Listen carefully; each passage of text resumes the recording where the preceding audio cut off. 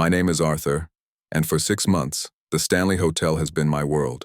Not the world of pristine guest rooms and smiling faces you see on postcards, but the hushed, cavernous world that emerges after the last tourist has gone and the Colorado night descends like a shroud.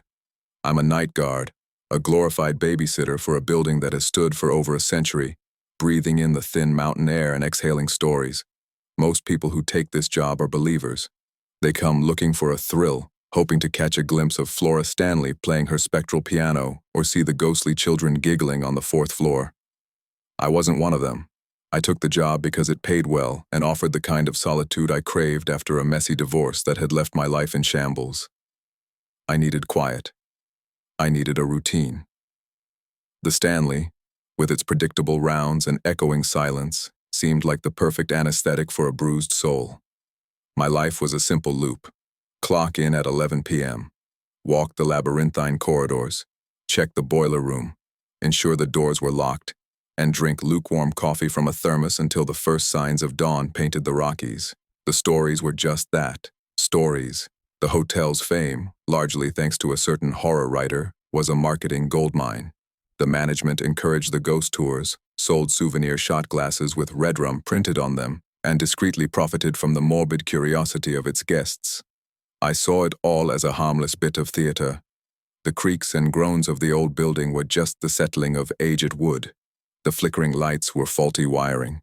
The cold spots were drafts from the ill-fitting window frames. For every strange noise, I had a rational explanation.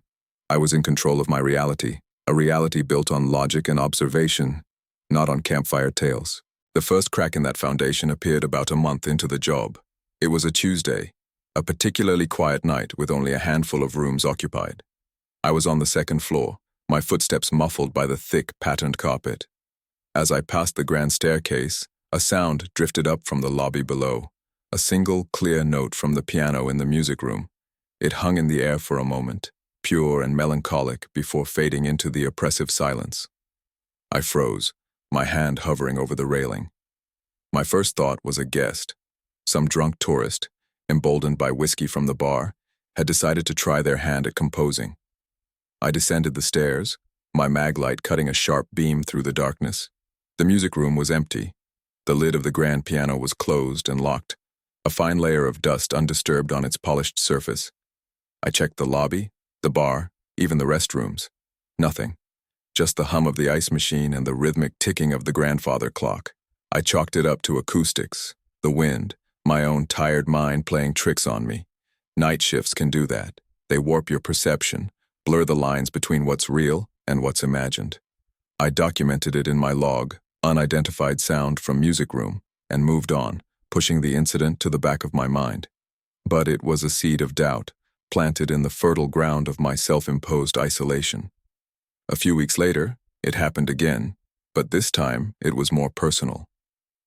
I have a small security office in the basement, a cramped, windowless room with a bank of flickering CCTV monitors. My ex-wife, Sarah, had given me a framed photo of us from happier times, hiking in the mountains. I kept it on the desk, a painful reminder of what I'd lost, but also a connection to a life that felt increasingly distant.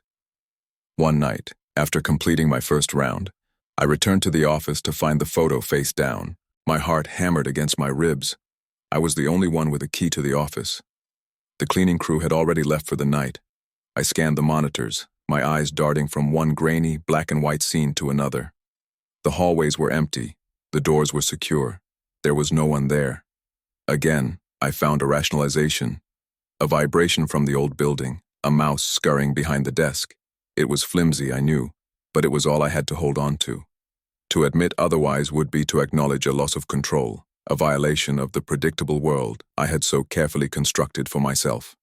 The true turning point, the event that shattered my skepticism into a million pieces, occurred on the 4th floor. This was the floor everyone whispered about, the former servants' quarters, where the stories of ghostly children were most prevalent. I never gave them much thought. The laughter and running footsteps reported by guests always sounded like the products of overactive imaginations, fueled by the hotel's spooky reputation. It was close to 3 a.m., the so-called witching hour. The air on the 4th floor was always colder, the atmosphere heavier. I was walking down the long, narrow corridor, the only sound the soft squeak of my rubber-soled shoes. As I passed room 407, I heard it. Not the playful giggle of a child, but a sob. A deep, guttural sound of pure despair coming from inside the room. I stopped dead, my blood turning to ice. The room was supposed to be empty. I checked the registry before my shift. The entire floor was unoccupied. My training kicked in. Squatter? A guest who had moved rooms without notifying the front desk? I knocked firmly on the door. "Security, is everything all right in there?" The sobbing stopped. The silence that followed was somehow more terrifying. I waited, my ear pressed against the cold wood of the door. Nothing. I called out again, my voice trembling slightly. Still nothing. Using my master key, I unlocked the door and pushed it open, my mag light held in front of me like a weapon. The room was pristine. The bed was made, the pillows fluffed. The air was stale and cold. There was no one there. I checked the closet, the bathroom. Empty. But as I stood in the middle of the room, a smell hit me. A cloying metallic scent, like old blood and rust. And then, I saw it. On the pristine white duvet, a small dark stain was slowly spreading, blossoming like a morbid flower. It was wet, and it was the color of dried blood. I backed out of the room, my mind reeling. I slammed the door shut, locking it behind me, and practically ran down the hallway. There was no explanation, no faulty wiring, no draft, no trick of the light. This was real. This was happening. Back in the safety of my basement office, I stared at the monitors, my carefully constructed reality crumbling around me. The hotel was no longer just a building of wood and stone. It was something else. It was alive, and it was aware of me. The subtle nudges, the gentle provocations, they were over. The haunting of the Stanley Hotel had begun, and I was its sole audience.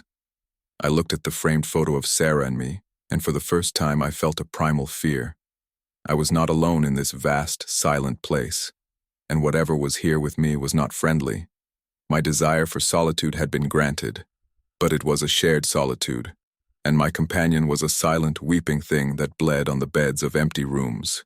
The quiet I had sought had become a canvas for a horror I was only beginning to understand.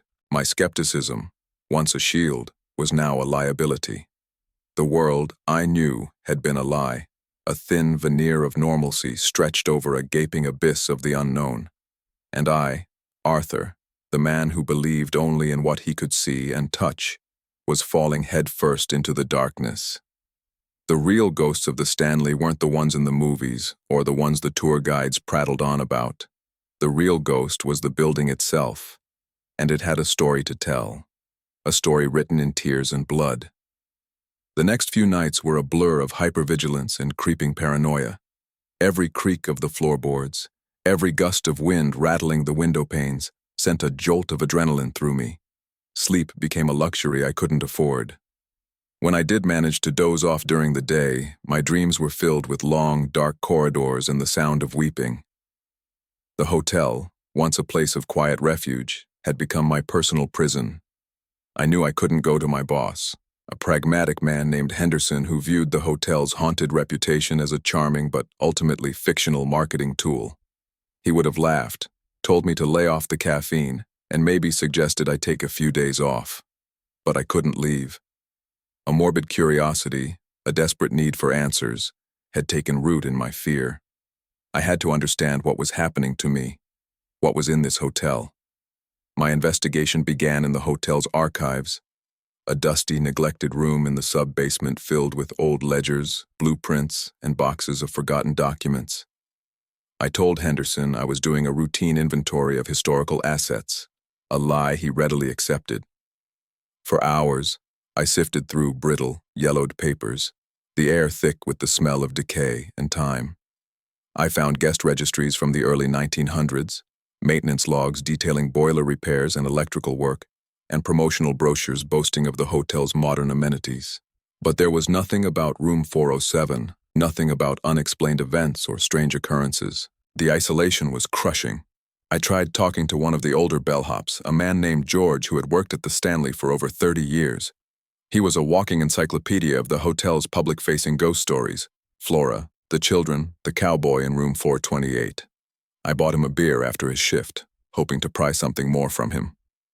"George," I began, trying to sound casual, "you ever hear any unofficial stories? Things that aren't on the tours?" He took a long sip of his beer and chuckled. "Son, in a place like this, every creek has a story. Most of it's just talk, you know?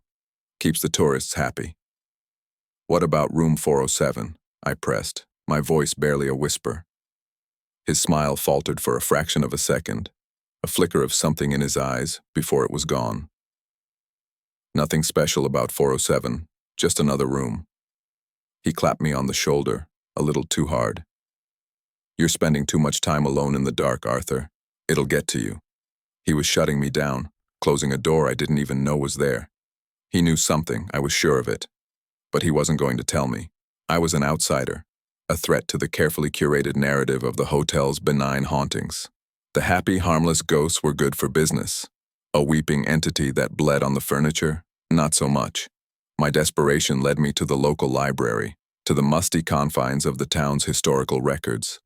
I spent my days hunched over a microfilm reader, my eyes straining as I scrolled through decades of the Estes Park Trail. I searched for any mention of the Stanley Hotel that wasn't a society column piece or a tourism ad. I was looking for accidents, deaths, tragedies, anything that might explain the profound sense of sorrow that permeated room 407, and then I found it. A small, almost insignificant article from the winter of 1923. The headline was simple: "Chambermaid found dead at Stanley." My heart pounded as I read the brief, sterile report. A young woman named Eleanor Vance, an Irish immigrant, had been found in her room on the 4th floor. The cause of death was listed as consumption, the old name for tuberculosis. But a single line at the end of the article caught my eye. Miss Vance was reportedly despondent in the weeks leading up to her death following the recent loss of her infant child, Eleanor Vance. The name echoed in my mind. I dug deeper, cross-referencing dates, searching for any other mention of her. I found her name in an old employee ledger I had overlooked in the hotel archives. Hired in 1922, assigned to the 4th floor staff quarters. Her room number was listed next to her name, 407. The pieces were falling into place, forming a picture far more tragic and terrifying than any of the hotel's commercial ghost stories. This wasn't the playful spirit of a child or the ethereal presence of the founder's wife. This was the raw, undiluted grief of a mother who had lost everything. A grief so powerful it had stained the very fabric of the room where she had died, alone and heartbroken. But it was what I found next that truly broke me. Tucked away in a box of old maintenance work orders, I found a small, leather-bound diary. It was unmarked, its pages filled with the elegant, looping script of a bygone era. It was Eleanor's. Her entries began with hope and optimism. She wrote of the beauty of the mountains, her dreams of a new life in America, her love for her newborn son, Liam.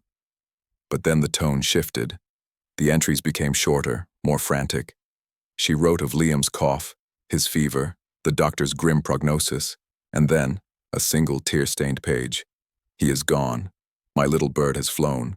God has taken him from me." The subsequent pages were a harrowing descent into madness. She wrote of the emptiness of her arms, the phantom cries she heard in the night. She wrote of her isolation, her colleagues shunning her, whispering about the curse she had brought upon the hotel. The other maids were afraid of her grief, as if it were a contagion. The final entry, dated just 2 days before the newspaper article reported her death, was almost illegible, the words scrawled across the page with a desperate, shaky hand. "They say he is in a better place, but this is not his place. I hear him crying for me in the walls, the cold. He is so cold. They took him from me. But I will bring him back. I will make a new cradle for him. A cradle of warmth, a cradle of red. A cradle of red." The word sent a chill down my spine. The blood stain on the duvet. It wasn't a random manifestation. It was an attempt, a ritual. She was trying to create something, to bring back what she had lost, using the only thing she had left. Her own lifeblood, her own unending sorrow. I closed the diary, my hands shaking. The full weight of the revelation crashed down on me. I was not being haunted by a ghost. I was trespassing on a mother's eternal, desperate act of love and grief. The weeping, the cold, the blood. It was all part of her endless, heartbreaking cycle. She wasn't trying to scare me. She was simply there, trapped in her sorrow, replaying the darkest moments of her life, night after night. And I, the skeptic, the man who had sought refuge in the quiet, empty halls of the hotel, had stumbled into the heart of her private hell. I now understood the truth. I understood the rules of this haunting. Eleanor wasn't a malevolent entity. She was a wound, a scar on the soul of the hotel that had never healed. But knowing this didn't bring me comfort. It brought a new kind of terror. The terror of a grief so powerful it could defy death itself. The terror of a sorrow so deep it could bleed through the veil of time. I was no longer just a security guard. I was a witness. And as I sat there in the silence of the archives, the musty smell of old paper filling my lungs, I realized with a sickening certainty that Eleanor Vance now knew she had an audience, and the performance was about to become much more intimate. The knowledge I had unearthed did not arm me. It made me a target. Eleanor's sorrow, once a passive, ambient presence, now had a focus. It was as if by learning her name, by reading her private agony, I had given her a foothold in my own reality. The subtle hauntings of the past few weeks felt like child's play compared to what came next. The hotel, my sanctuary of solitude, became a theater of psychological warfare, and I was the only one in the audience. It began with the sounds. The weeping in room 407 was no longer confined to the room itself. It followed me. I would hear it at the end of a long corridor, a faint, mournful echo that would vanish the moment I turned my head. I would hear it in the static of my walkie-talkie, a single, heartbroken sob cutting through the hiss. One night, while in the cavernous, empty kitchen, I heard the distinct sound of a baby crying, a desperate, wailing cry that seemed to come from the walk-in freezer. I threw open the heavy door, my breath misting in the frigid air, only to be met with silence and rows of frozen meat. My grip on reality was beginning to slip. The chronic sleep deprivation wasn't helping. I was a walking ghost myself, pale and gaunt, with dark circles under my eyes. During the day, the world felt unreal, distant. At night, the hotel was everything, a hyper-real landscape of fear. The other staff members started to notice. George, the old bellhop, would look at me with a mixture of pity and fear. "You need to get some sleep, son," he'd say, his voice low. I wanted to scream at him, to show him the diary, to tell him about Eleanor. But what was the point? He had already made his choice to live with the ghosts, to ignore the ones that didn't fit the marketable narrative. My colleague, a younger guard named Mike who covered my nights off, began to openly mock me. He'd leave toy dolls in my office or play recordings of babies crying over the security system. To him, it was a joke. To me, it was torture. I was completely and utterly alone. Eleanor's presence grew bolder, more aggressive. She was no longer just weeping. She was lashing out, her grief manifesting as a physical force. One night, as I was walking past the grand staircase, a full-length portrait of F.O. Stanley that had hung there for a century suddenly crashed to the floor, the glass shattering into 1,000 pieces.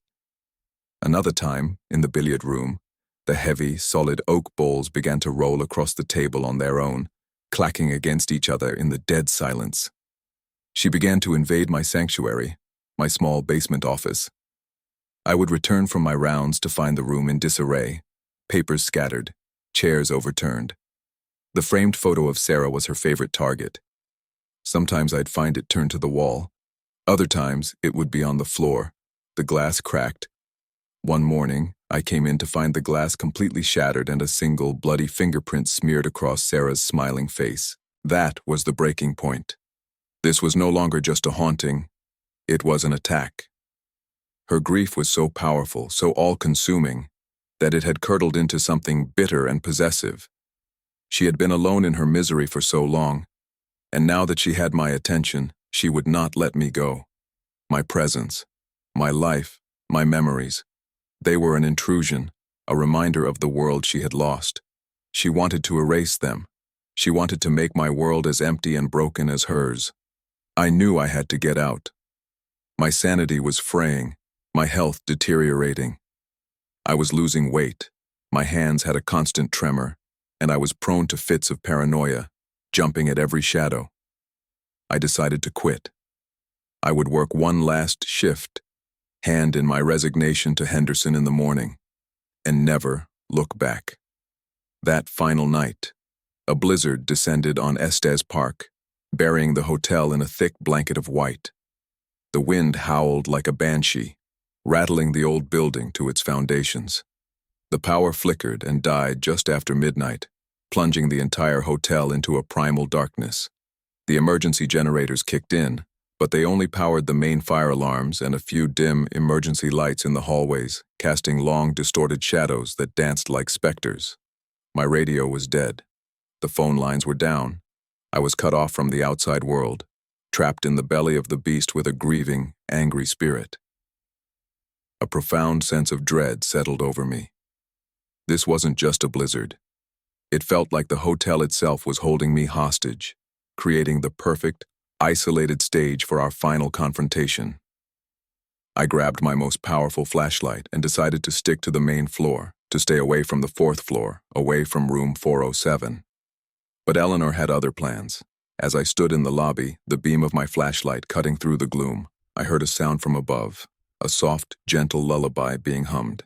It was coming from the fourth floor. She was calling to me, daring me. I knew it was a trap, but I also knew I had no choice. I couldn't spend the rest of the night cowering in the lobby, waiting for her to come to me. I had to face her, on my own terms. As I ascended the grand staircase, the humming grew louder, clearer. It was a beautiful, haunting melody, full of love and sorrow. With each step, the temperature dropped, the air growing thick and heavy. When I reached the fourth floor, the humming stopped. I was met with an unnerving silence, broken only by the howling of the wind outside. I swept my flashlight down the long corridor. It was empty. The emergency lights cast a sickly green glow on the floral wallpaper, making the patterns twist and writhe.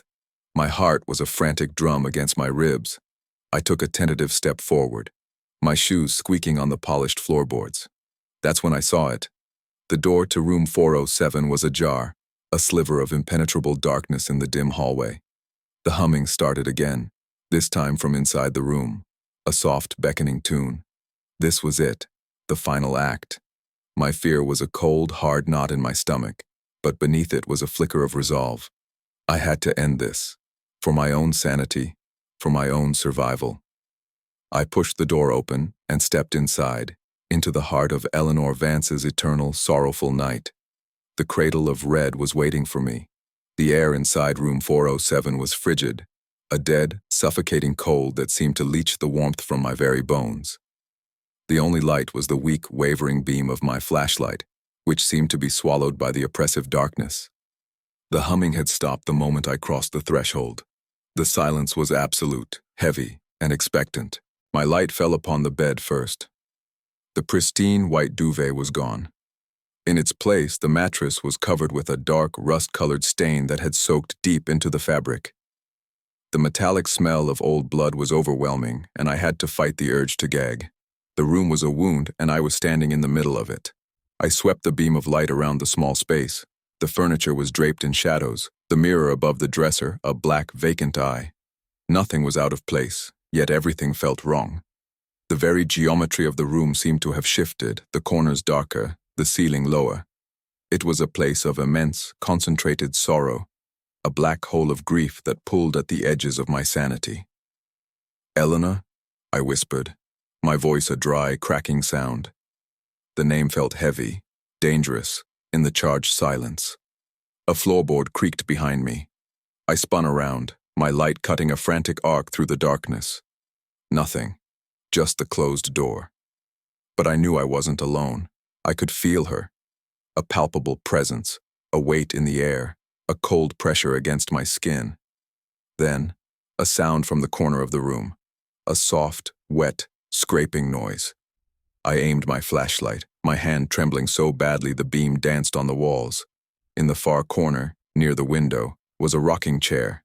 It was moving, slowly, rhythmically, back and forth, its ancient wood groaning in protest. The chair was empty. The scraping sound came again, closer this time. I lowered the beam of light to the floor, and my heart stopped.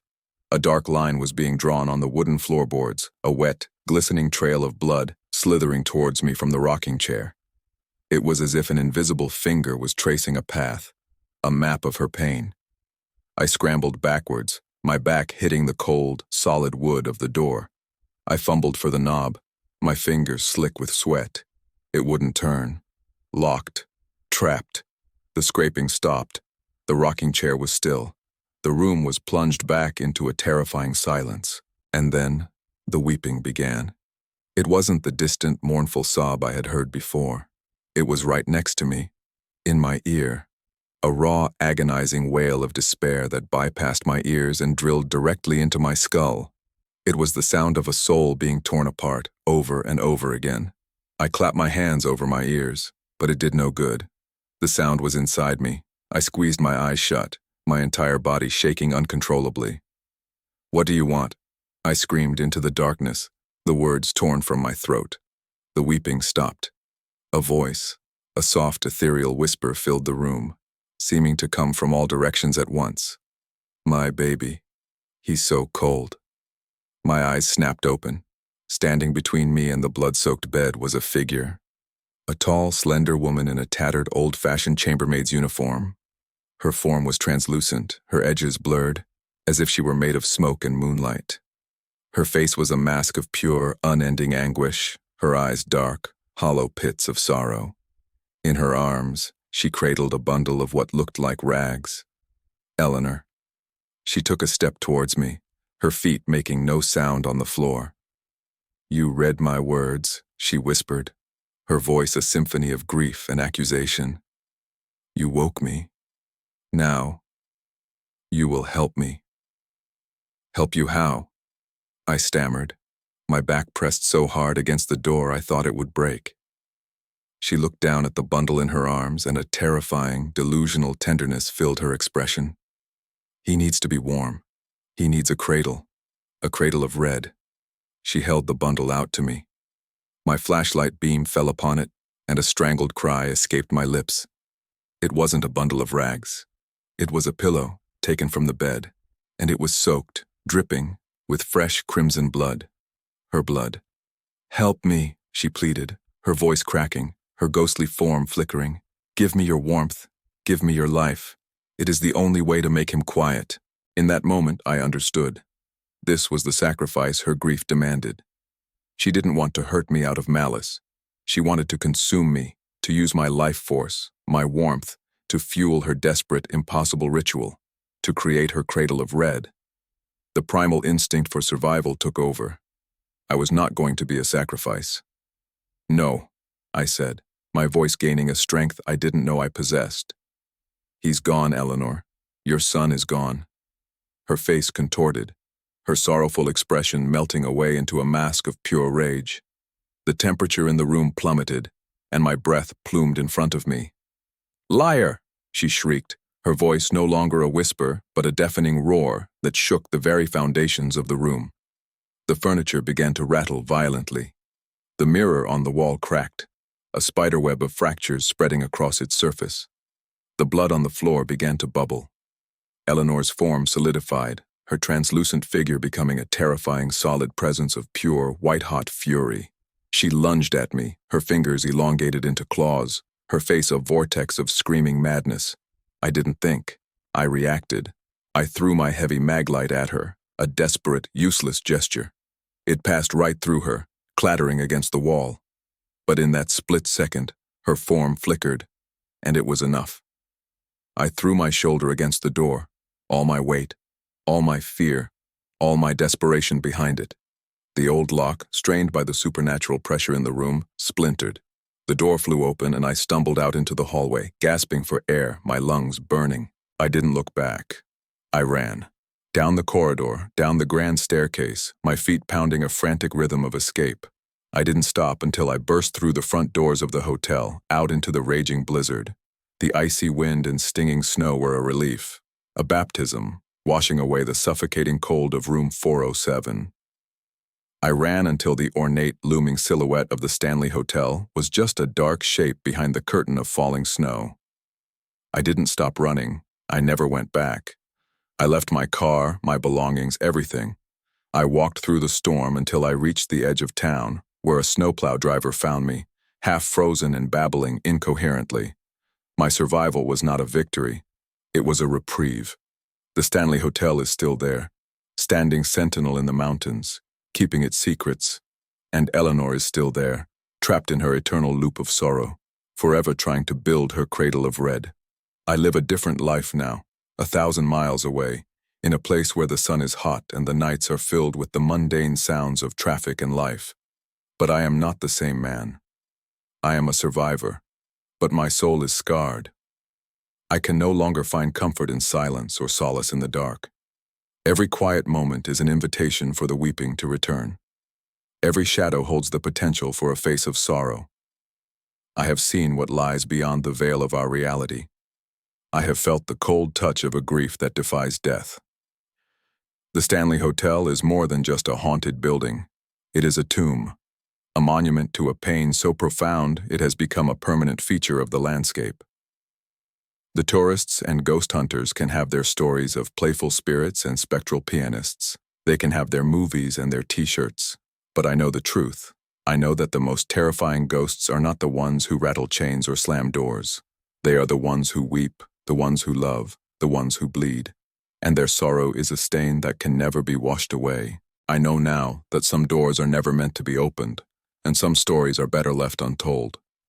My curiosity led me to the edge of an abyss, and though I managed to scramble back, I will forever carry the chilling echo of its depths within me. The world is not as safe as we believe it to be. The past is never truly dead, and sometimes the most profound horror is not a monster in the dark, but a mother's broken heart.